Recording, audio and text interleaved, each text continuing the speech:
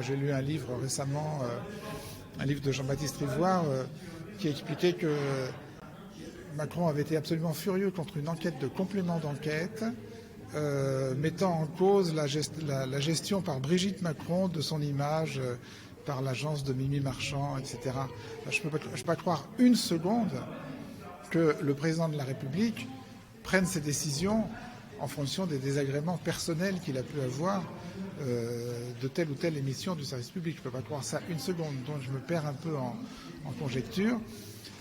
Emmanuel Macron ne m'a jamais paru spécialement, personnellement mobilisé par l'indépendance de la presse, la liberté de la presse. On voit bien que dans la campagne électorale, là, il cherche tous les moyens possibles, comme d'autres candidats d'ailleurs, il n'est pas le seul. Il cherche tous les moyens possibles d'enjamber les journalistes pour faire des cassettes vidéo où il parle tout seul, tenir des conférences de presse interminables où les journalistes posent le moins de questions possible,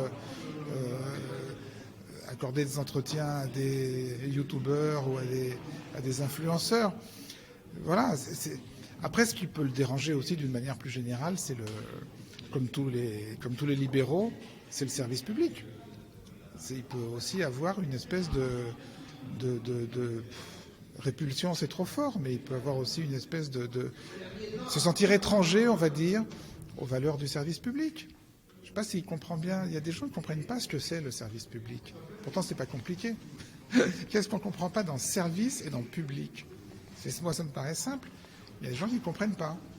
L'intérêt public, le mot public. Il y a des gens qui pensent que le privé peut répondre à tout. Le privé peut remplacer le service public du train. Le privé peut remplacer plein de choses. Donc c'est peut-être simplement ça.